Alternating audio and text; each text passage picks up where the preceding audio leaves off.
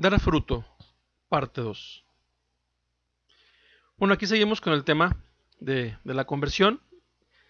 La conversión obviamente nos lleva a dar fruto, como vimos en la parte 1, es decir, en el video anterior precisamente del tema de dar fruto. Entonces, una sincera conversión nos lleva a dar fruto. ¿Y cómo damos fruto? Haciendo la voluntad de Dios con mucho amor. Ahora, ¿en qué áreas de nuestra vida tenemos que dar precisamente este fruto? ¿Qué áreas de nuestra vida son las que tenemos que entregar a Dios plenamente para que todo sea conforme a la voluntad de Dios? ¿Será un 15%, un 40%, un 21%, en fin? Pues realmente es el 100%. En el 100% de nuestra vida es donde tenemos que dar fruto y entregarle el 100% de nuestra vida a Dios. Ya hemos visto que no se le entrega el 99%, se le entrega todo para que en todo Él reine. Si no, en ese 1% estamos cometiendo idolatría con nosotros mismos, no dejando que Cristo reine en ese 1%, y en ese 1% el mal entra y obviamente va afectando todo lo demás. Entonces Dios requiere un reinado total, un reinado del 100% de nuestra vida y da fruto en el 100% de nuestra vida, puesto que Dios nos da el 100% de nuestro día.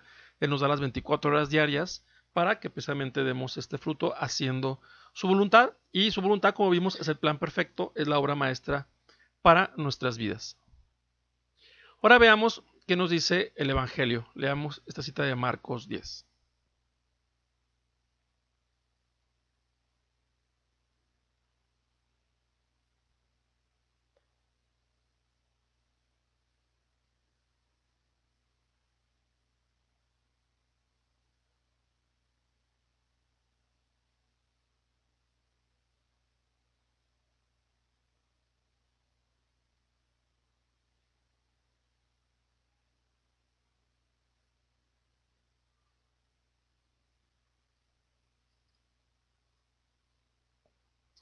Bueno, realmente esto que pasó con Jesús, con este joven, es muy interesante, nos enseña muchas cosas.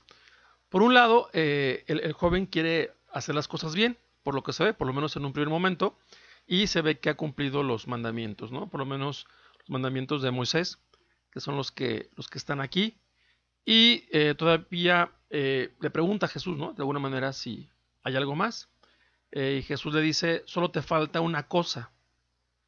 Ve, vende lo que tienes y da a los pobres, y así tendrás un tesoro en el cielo. Después ven y sígueme.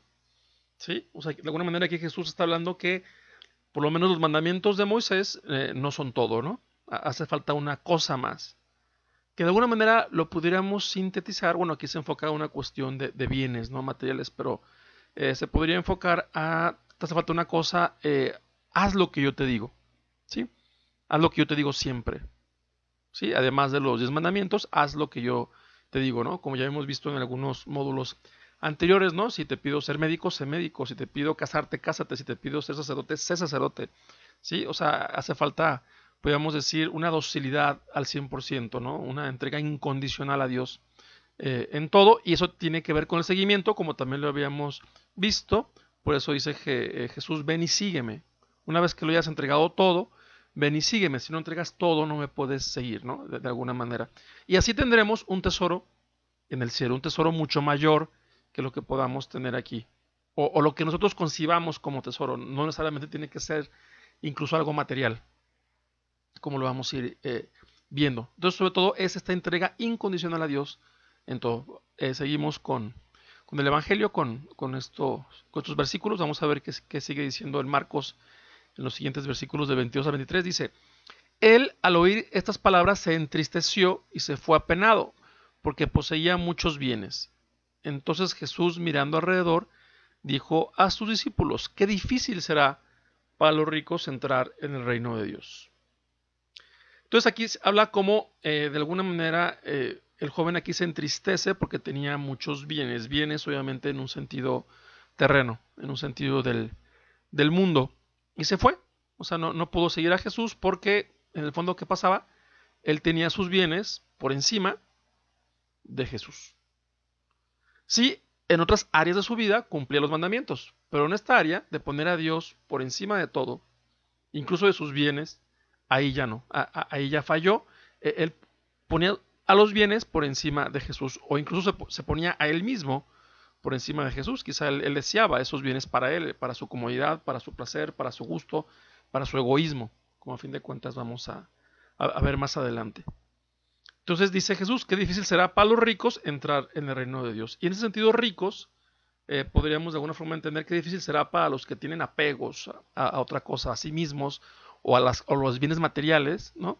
Entrar en el reino de Dios. Y obviamente también en un sentido de que también la gente que tiene muchas riquezas, pues también de alguna manera también es más tentación, ¿verdad? Y de alguna forma aquí se falta la virtud de la templanza, el estar realmente libres de los bienes materiales y también a la virtud de la justicia, al no dar lo que nos sobra a los demás, ¿no? Porque Dios nos da los bienes para compartirlos, no nomás para nosotros mismos. Todo don que nos da Dios, espiritual o material, es para compartir, es para una misión. Y si no estamos usando esos bienes para la misión, pues de alguna forma le estamos como robando a Dios, ¿va? Entonces, de alguna forma, este asunto de los bienes, también la Iglesia en su magisterio ha explicado lo que es la justicia social. Entonces, tenemos por justicia que dar y también por caridad compartir nuestros bienes con los demás. Bien, sigamos viendo los versículos de esta historia con este joven.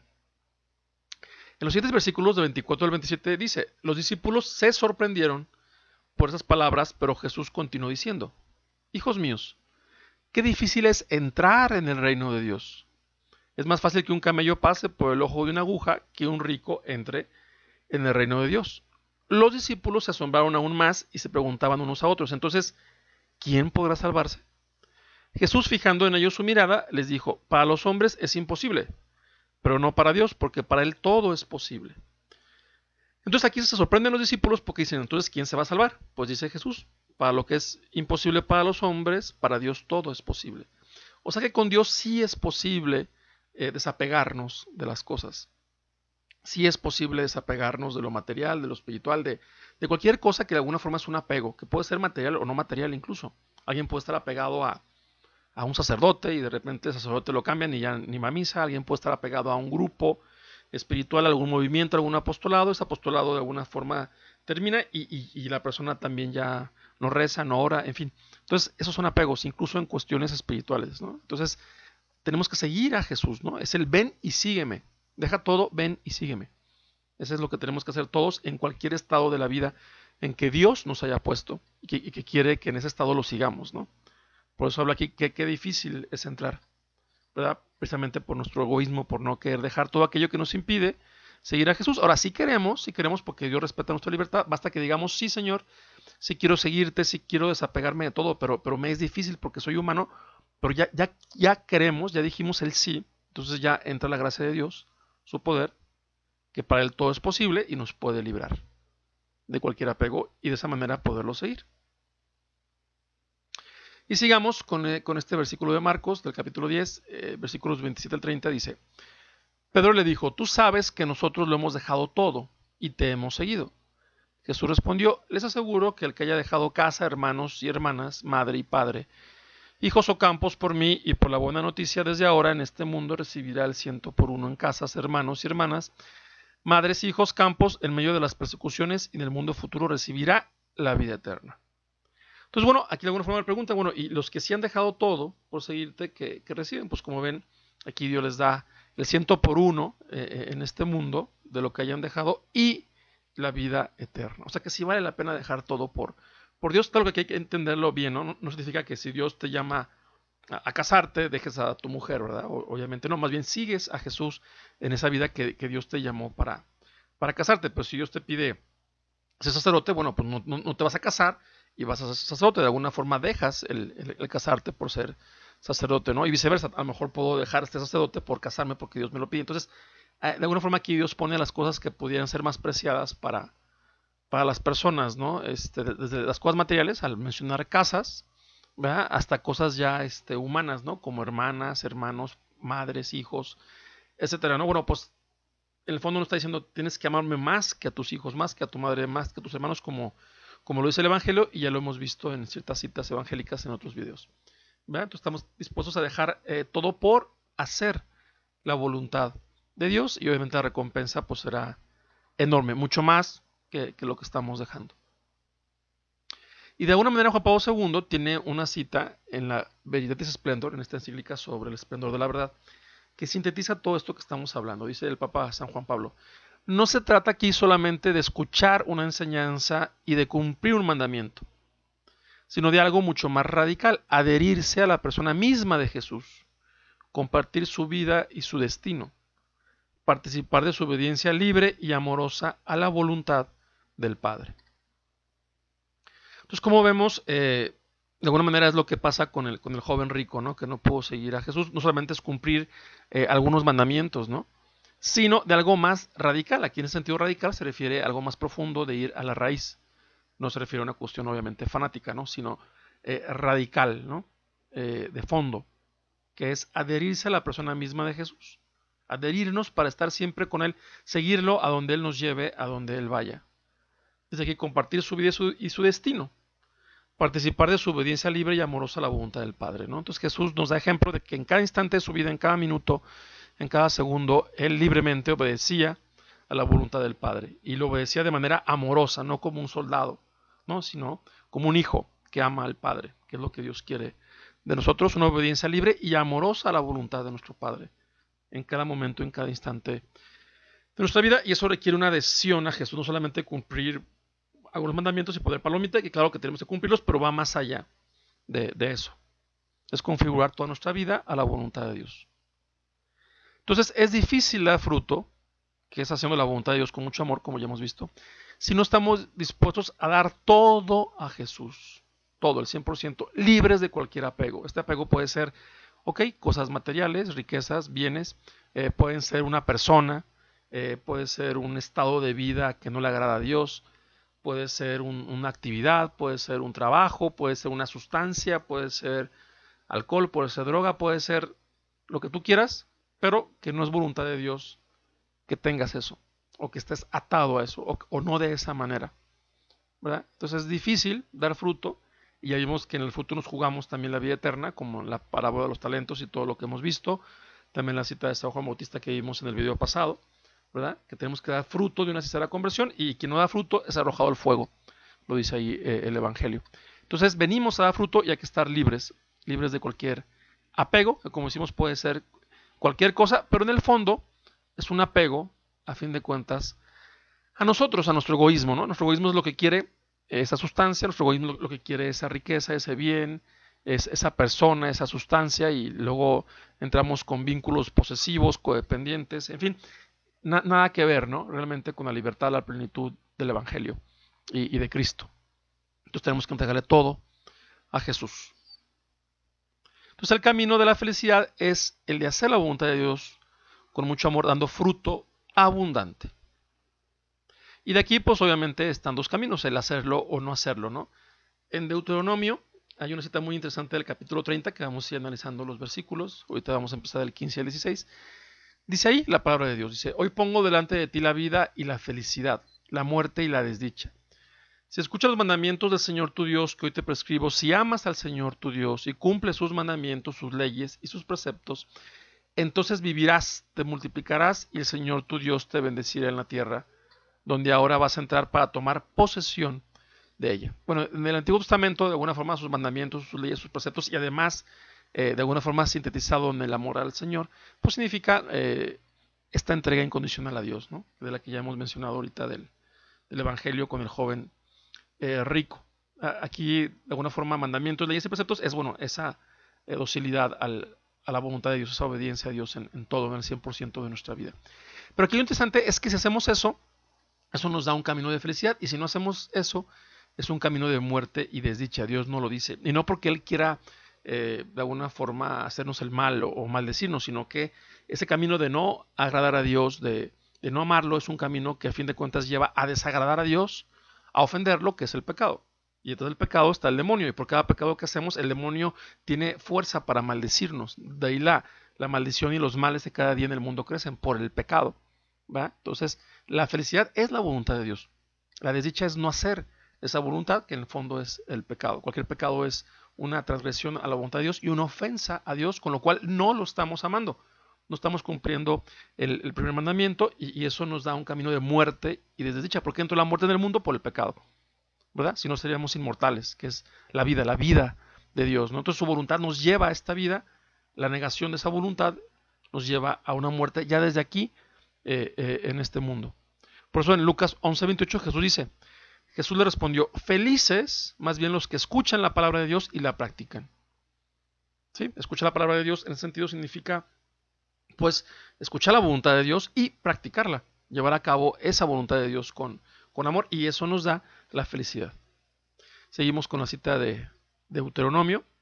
Dice, pero si tu corazón se desvía y no escuchas, si te dejas arrastrar y vas a apostarte ante otros dioses para servirlo, yo les anuncio hoy que ustedes se perderán irremediablemente y no vivirán mucho tiempo en la tierra que vas a poseer.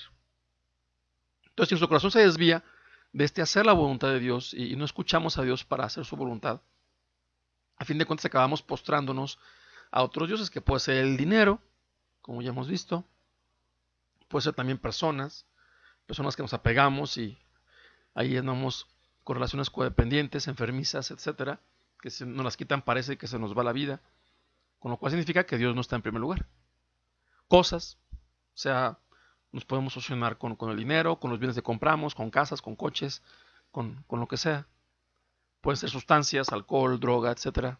Actividades, ¿no? Puede ser exceso de trabajo, puede ser el deporte en exceso, mal enfocado, en fin, los medios de comunicación, el internet, las redes sociales, en fin, todo eso.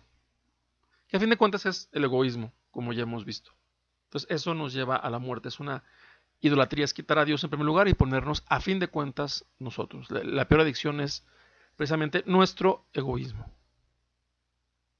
Y de alguna manera es traicionar a Dios. ¿Por qué? Porque nos da la vida para hacer el bien, para amarlo. En que usamos sus 24 horas del día que Él nos da, nuestras manos, nuestra mente, nuestro corazón, nuestras potencias, para no hacer su voluntad, para ofenderlo, para hacer el mal.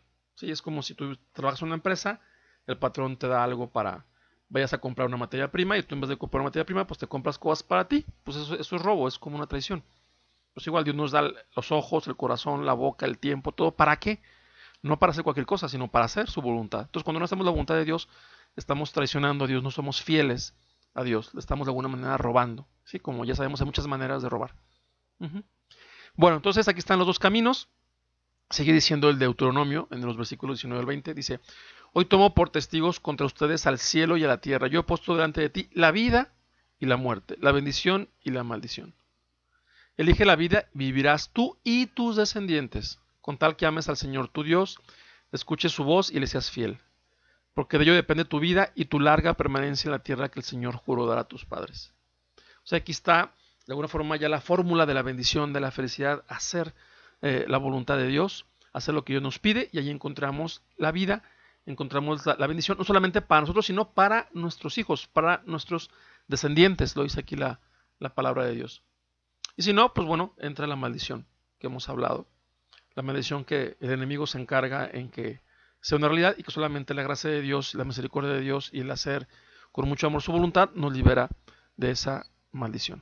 Entonces, como ven, aquí estamos con los dos caminos, el camino de dar fruto, haciendo su voluntad con mucho amor, o el camino de una vida estéril, cuando no hago la voluntad de Dios.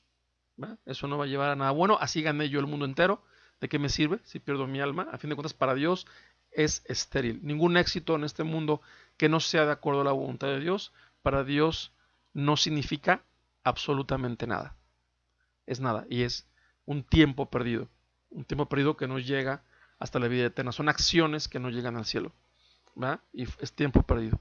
Entonces, bueno, hay que enfocarnos a que nuestro tiempo no se ha perdido, sino que demos precisamente mucho fruto.